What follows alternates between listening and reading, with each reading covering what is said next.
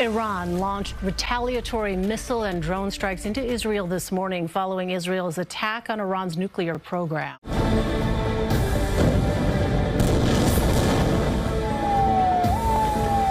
Air raid sirens scream across Tel Aviv.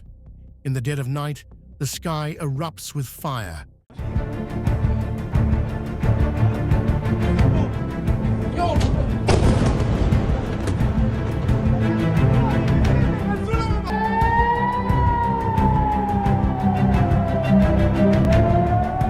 Missile trails arc overhead as Israel's Iron Dome intercepts a wave of incoming threats.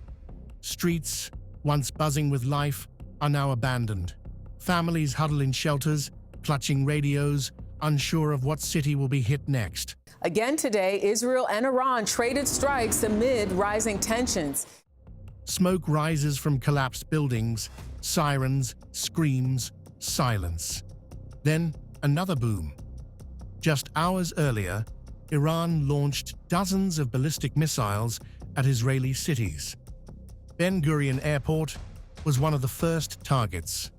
Civilians had seconds to react. Across the country, schools closed, hospitals braced for mass casualties, and airspace shut down. It wasn't just Israel. In Qatar, American forces scrambled as missiles struck near Al Udeid Air Base. Explosions heard over Doha, Qatar. The entire region stood on edge. This wasn't a distant border skirmish. This was a near war between three powerful players: Israel, Iran, and the United States. And for 4 days, in June 2025, the Middle East came terrifyingly close to a full-scale regional collapse. What triggered this violent chain reaction? Why did the United States strike Iranian nuclear sites?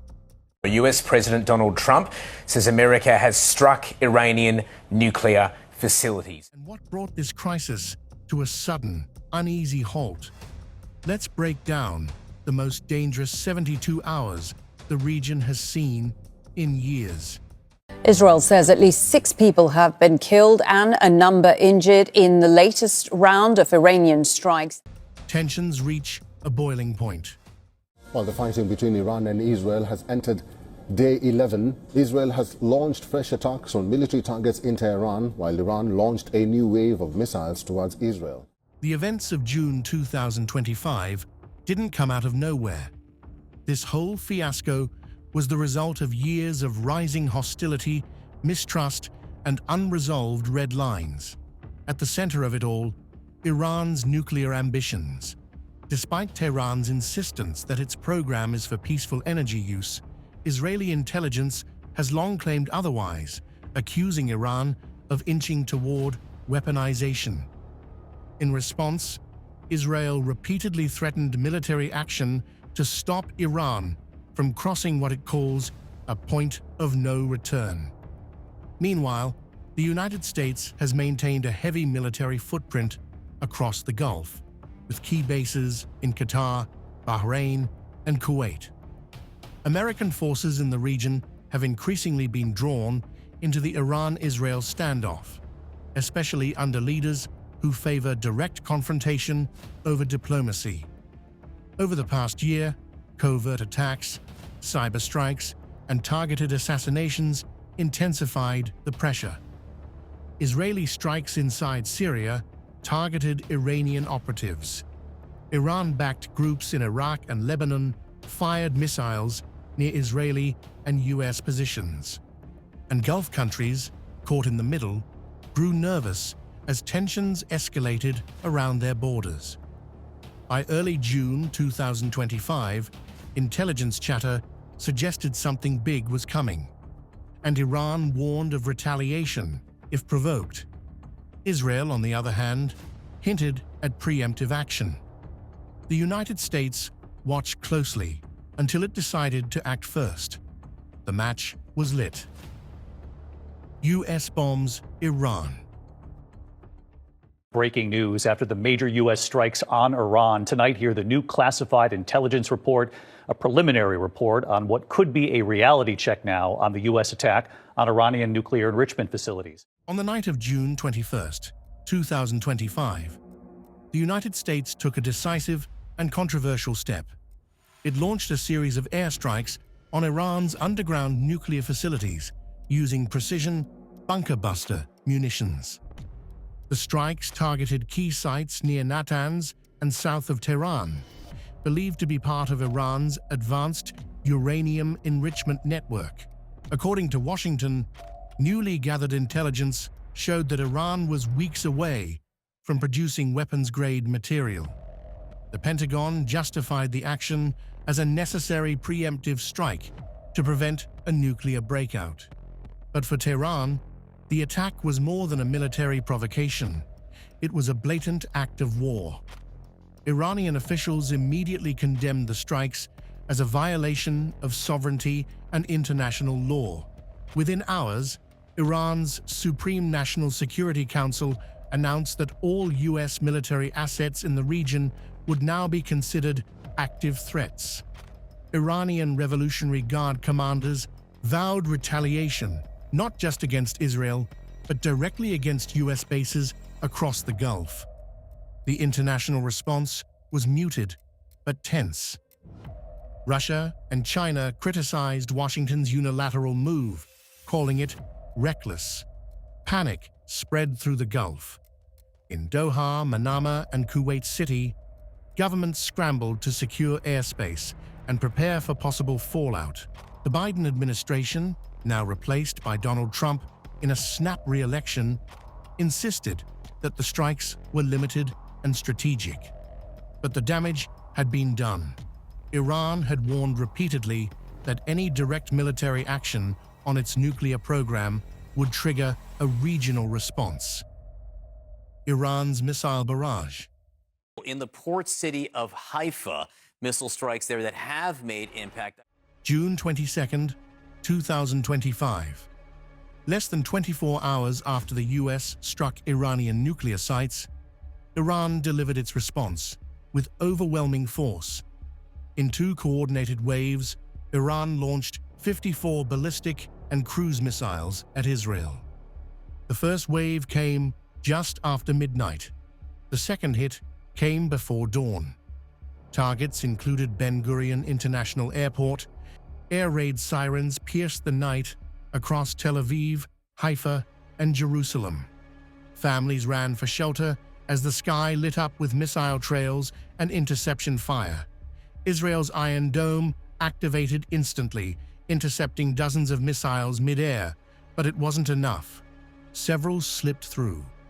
One struck a residential complex in central Tel Aviv. Another hit near a military coordination center outside Haifa. 23 people were injured, including several children. Firefighters battled blazes into the morning as images flooded social media. The Israeli government immediately condemned the attack, calling it an unprovoked escalation. The Iron Dome had prevented a far worse outcome, but the psychological impact was already deep. Regional firestorm. By June 23rd, this conflict had entered a new and far more dangerous phase. Iran launched Operation True Promise 3, a coordinated regional assault aimed at both Israel and the United States. At dawn, swarms of Iranian drones and long-range missiles were launched toward Israel's northern and central regions, followed just hours later by a barrage aimed at the U.S. military installation at Al Udeid Air Base in Qatar, the largest American base in the Middle East.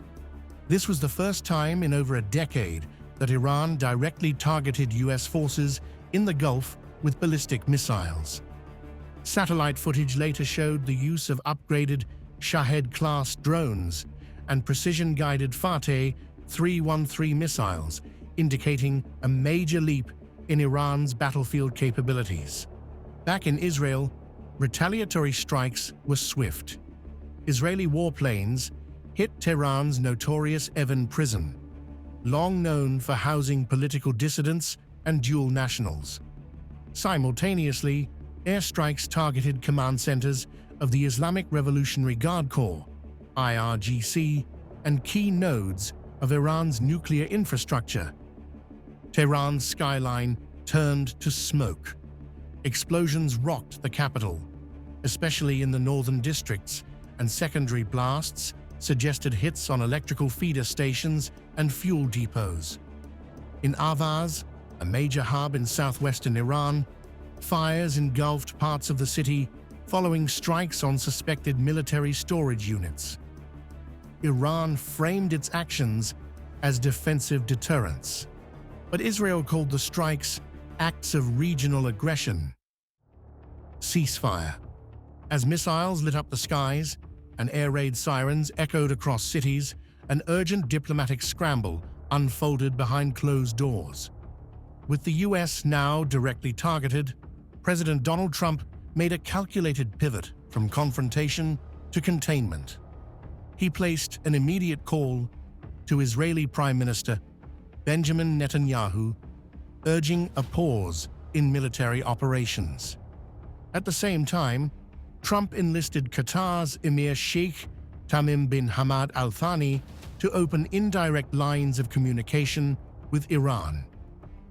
Iran, reeling from strikes on its capital but emboldened by its regional show of force, indicated it was open to a ceasefire on one condition: Israel must halt its bombing campaign immediately. Tehran insisted that its objective had been deterrence, not war. If Israel stopped, Iran would too. Israel's military command still wanted to press forward, arguing that Iran's infrastructure was exposed and vulnerable. On the other side, Iranian commanders warned that further Israeli attacks would cross a final red line. The region teetered on the edge of a wider war, even as diplomats fought to drag it back. Ceasefire proposals were drafted and revised by the hour. With every intercepted call and exchanged demand, it became clear the missiles had done their damage. Now, the real fight was for a way out without surrender. Final blows. In the early hours of June 24th, just as ceasefire talks gained momentum, Iran delivered what it called its final warning. A fresh wave of missiles struck southern Israel, with the city of Beersheba bearing the brunt. One missile hit a residential block, killing 4 people and injuring over a dozen. Emergency services pulled survivors from the rubble, while terrified families waited in shelters as explosions echoed outside. Simultaneously, Iran launched another volley targeting the U.S. Al Udeid Air Base in Qatar, a last act of retaliation before the ceasefire deadline. Most projectiles were intercepted, but the symbolic message was clear: Iran would not retreat quietly. The attack sent shockwaves through the Gulf once more. Just hours later, President Trump addressed the media, announcing a complete and total ceasefire, effective immediately.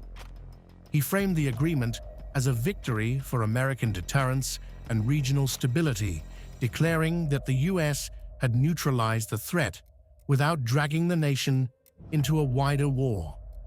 Israel confirmed its acceptance of the ceasefire, but emphasized that its military objectives had been fully achieved. Fragile peace. By the morning of June 25th, the guns had fallen silent, but the tension lingered like smoke in the air. The ceasefire was holding, for now. Air raid sirens had stopped, but air defense systems remained active. In cities across Israel and Iran, exhausted citizens emerged cautiously from shelters. Streets once empty began to fill again, but fear still hung over daily life. In New York, the United Nations Security Council convened an emergency session. The room was tense and divided. While Russia and China condemned the initial U.S. strikes as reckless and destabilizing, the U.S. defended its actions as a necessary preemptive move.